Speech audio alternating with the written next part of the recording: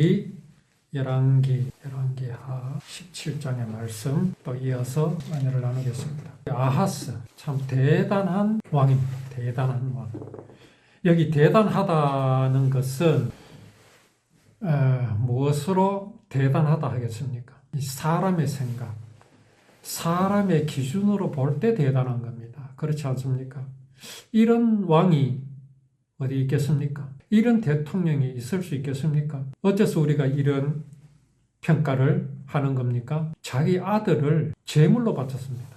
죽여서 불에 태워 바치는 번제입니다. 이게 가능할까요? 우리 여기에서 과연 여기 아하스처럼 나를 위해서도 아니고 나라를 위해서 내 아들을 이렇게 죽여서 제물로 바칠 수 있겠습니까? 없습니다. 신념은 가능합니다. 또 할 수도 있겠지요. 그런 측면에서 대단한 것. 그러나 우리는 이런 아하스를 어떤 시각으로 바라볼 수 있어야 합니까? 믿음.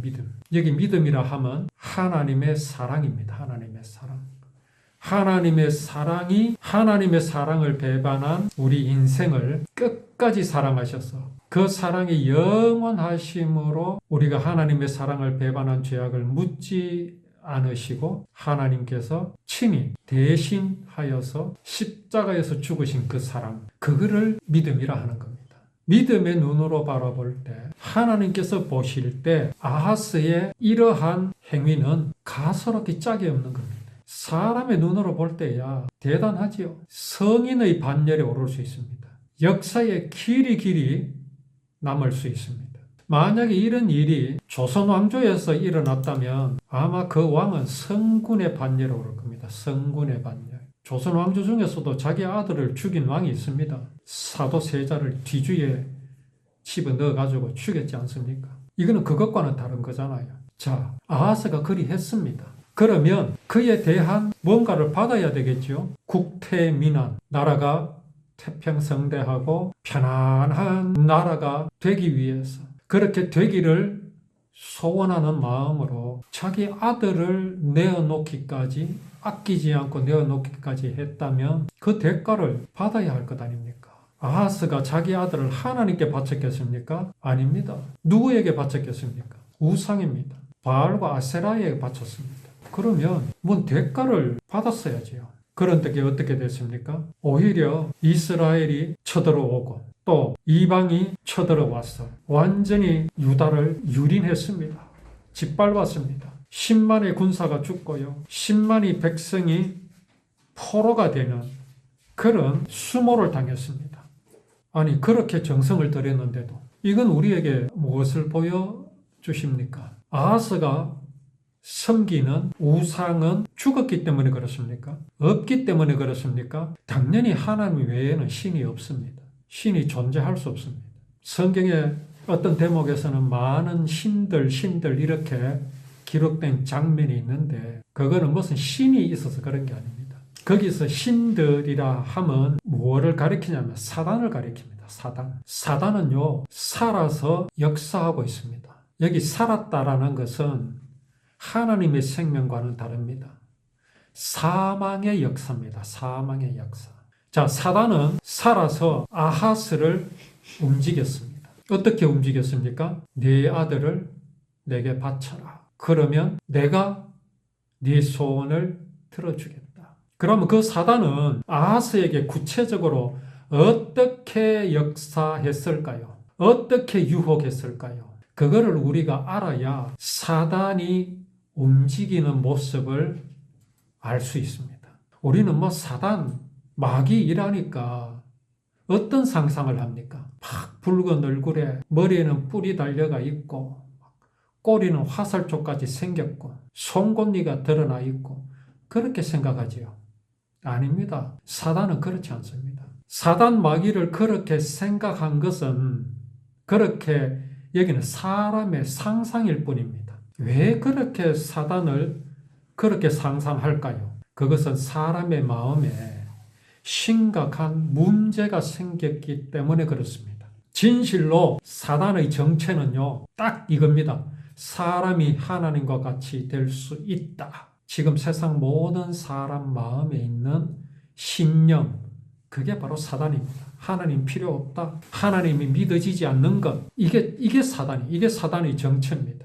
그렇게 사람이 그 마음에서 하나님을 버렸습니다. 하나님은 생명이시거든요. 생명을 버렸습니다. 그러면 사람 마음에 남아있는 게 뭐가 있겠습니까? 아무것도 없습니다. 텅 비어 있습니다. 생명을 상실하였으니 사람의 마음에서 나타난 현상이, 최초로 나타난 현상이 뭐였느냐? 그게 바로 두려움이었습니다. 두려움. 공포였습니다. 이게 지금 세상 모든 사람의 마음입니다. 두려움, 공포. 그 두려움과 공포가 사단을 어떻게 상상하게 만듭니까? 무시무시한 모습으로 상상하게 만드는 것뿐입니다. 그런 형상이 사단이 아닙니다. 사람이 하나님과 같이 될 수 있다는 이 사단은 지금도요, 우리 마음 속에서 역사하고 있습니다. 여전히 유혹하고 있습니다. 아하스에게 접근한 사단이 바로 그겁니다. 네가 하나님 될 수 있다. 네가 하나님과 같이 될 수 있다. 하나님은 하나님의 독생자를 아끼지 않으시고 내어주시겠다고 약속하셨습니다. 그것을 최초로 보여주신 것이 바로 가죽옷입니다. 가죽옷. 이 가죽옷은 뭘 보여주십니까? 벌거벗었으므로 두려워하여 숨었나이다 하는 사람에게 그 벌거벗었음을 가리어주는 옷입니다. 옷을 입었으니 뭐가 사라지겠습니까? 두려움이 사라집니다. 부끄러움이 사라집니다. 그런데 사람에게 닥친 그 두려움, 그 부끄러움을 없애주시기 위해서, 그게 없어지기 위해서 무엇이 있었습니까? 한 짐승의 죽음이 있었습니다. 이것으로 하나님께서 보여주시는 게 뭡니까? 사람이 당신의 사랑을 배반한 죄악을 대신하여 누군가가 죽을 것이다 라는 것을 보여주셨습니다. 그 누군가가 누굽니까? 바로 하나님의 독생자, 하나님의 아들이신 예수 그리스도입니다. 사단이요, 이걸 아하스에게 넣어준 겁니다. 네가 그렇게 할 수 있다. 네가 그렇게 할 수 있다. 아하스는요, 그 사단의 유혹을 그 마음에 그대로 받아들인 겁니다. 그렇지. 내가 할 수 있다. 내가 능히 하나님을 감동하게 할 수 있다. 그러면 뭐가 사라집니까? 하나님께서 주시는 사랑, 그 사랑으로 이루실 하나님께서 주시는 희생 제물이 사라져 버립니다. 그 자리에 누가 앉습니까? 사람의 신념이 그 자리를 차지해 버립니다. 아하스는 자기가 아들을 희생 제물로 바치는 그 모습을 감히 하나님 앞에서, 하나님을 가로막고 유다 백성들 앞에서 보이고 있습니다. 이게 믿음입니까? 아닙니다. 바로 사람의 신념이 이렇습니다. 자, 그 대가를 사단은 주었습니까? 아닙니다. 사단은 거짓말장입니다. 속입니다. 그렇게 함으로 소원하였던, 바랬던 바가 전혀 이루어지지 않았습니다. 오히려 유다는 침공을 당했고 그들에게 예물을, 소위 뇌물을 바치고 백성들은 잡혀가고 그런 일이 오히려 일어났습니다. 이게 바로 신념의 결과입니다. 오늘 많은 사람들 마음에 어떤 마음이 들어있습니까? 바로 여기 아하스 같은 마음입니다. 내 몸을 불사름에 내어주자. 내 몸을 예수님께서 십자가에서 찢기신 것과 같이 내 몸을 찢어버리자. 나를 십자가에 못 박자. 어떤 사람이 지시간에 이런 글을 올립니다. 예수님도 이런 말씀하셨죠. 홀이라도 남김이 없이 다 갚기 전에는 그곳에서 나올 수 없다. 예수님 말씀하십니다. 이게 무슨 말씀입니까? 사람은 자기 죄를 남김이 없이 다 갚기 전에는 지옥에서 나올 수 없다 말씀입니다. 그래서 하는 말이 뭐냐? 과연 당신은 당신이 지은 죄를 다 갚았느냐? 갚을 수 있느냐라고 묻습니다. 갚을 수 있습니까? 그 생각이 바로 아하스의 생각입니다. 내가 할 수 있다. 내 아들을 죽이면, 내 아들을 희생으로 바치면 하나님은 나의 그 성의를 보실 것이다. 나의 이 숭고한 마음을 하나님께서는 받아주실 것이다. 그게 사단에게 쏟는 겁니다. 과연 우리는 어떻습니까? 복음을 가진 우리는 어떻습니까?